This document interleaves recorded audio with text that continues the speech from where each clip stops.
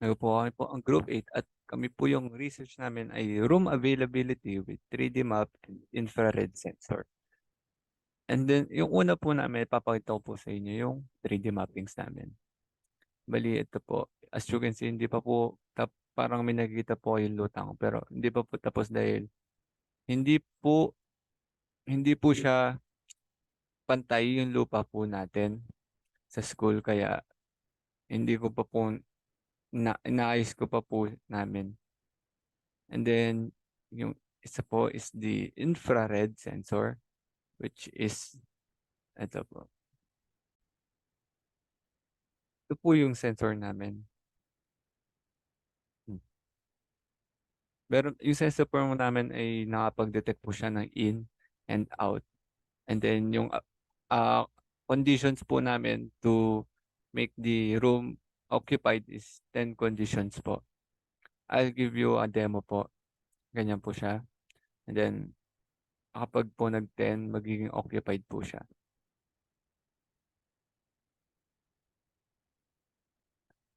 Ito po. Ito po yung conditions namin.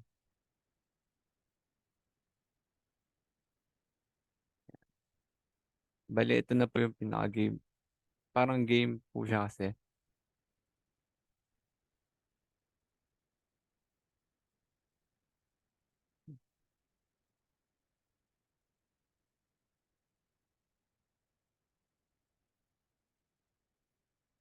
Bale, makikita nyo po dito, for example, Laboratory 4.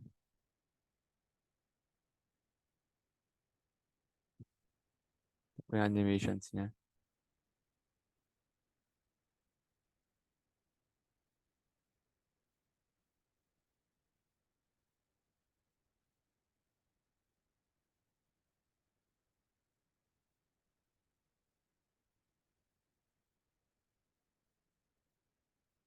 Kung nakikita nyo po, the room is available dahil wala pong tao.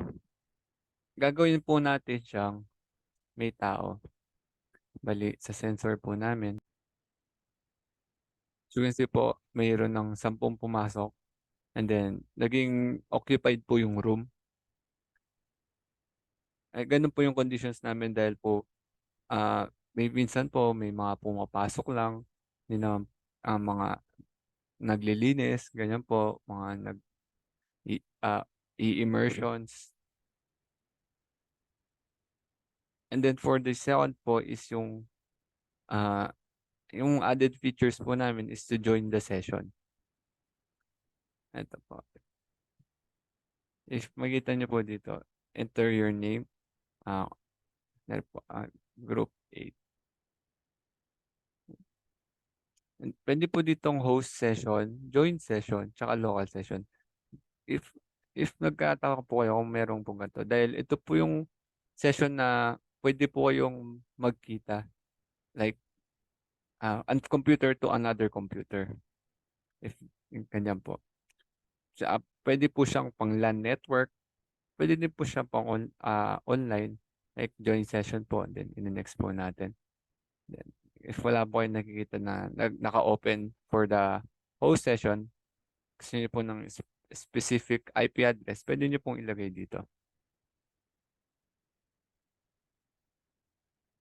Yan. And then for the 3D naman po, kung explain ko po yung 3D po natin, yung functionality po meron po tayong functionality na buttons. Yan.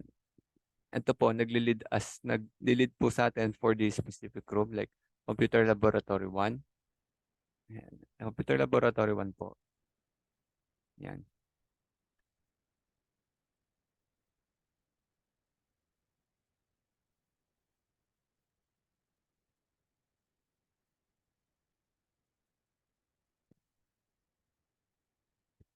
And then yung sa features and functions na po namin is to make the easy way po to understand for the ano po, the sensors and how the sensors working in the 3D.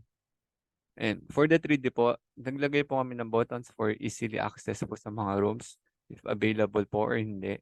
And then for the sensors po, Ito po 'yun para malaman po natin kung available yung room or hindi po.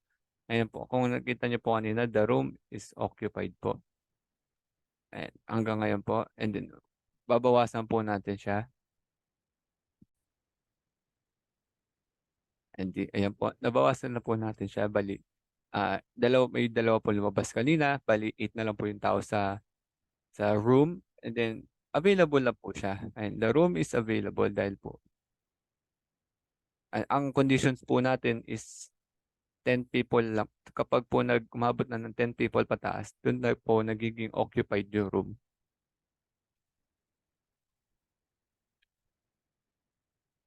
And then the 3D map po easy to understand po.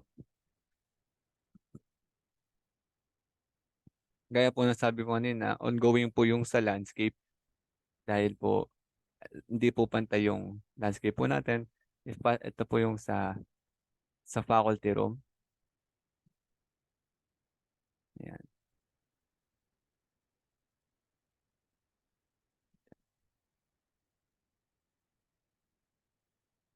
And for the additional features po, ah meron po kami ditong, ito po, tulad po ng ginagamit ko is fly. And then meron din po dito nakitang walk, and then rotation po. And then for the VR, ito-try po natin yung walk. Yan. Di real time na po to, bali nagwo-walk po tayo. So, ayan po. Mag-walk po tayo. Ayan. And fluency po dito. Ayan. As you can see po, yung wall, yung faculty, hindi po natin nakikita.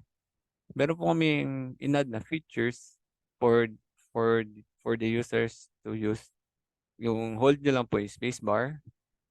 And then may makikita po kayo dito, annotations, mga comments po. Like, and then bookmark para po hindi po nila malimutan. Scale po kung ano pong gusto nyo, size ng kinokontrol nyo po. X-ray, data smith, 3D cut, volume, measurement, snapshots, pictures po. Transform, ah transform po para magalaw nyo po yung sample po, X-ray. Then apply. Hindi ko po gusto po makita sa labas yung faculty. Pindutin ko lang po to, and then another po. Yan. Nakita ko na po sa loob. Ito na po yung loob. And then another wall po.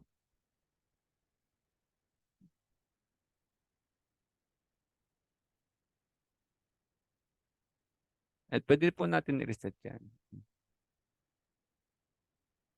And for the another features po, sample features is transform, move. Pwede po natin, for example po, i-move po natin yung door.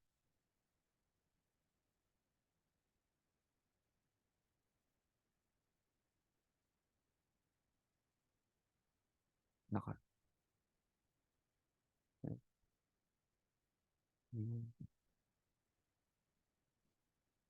Ayan, na-move po natin.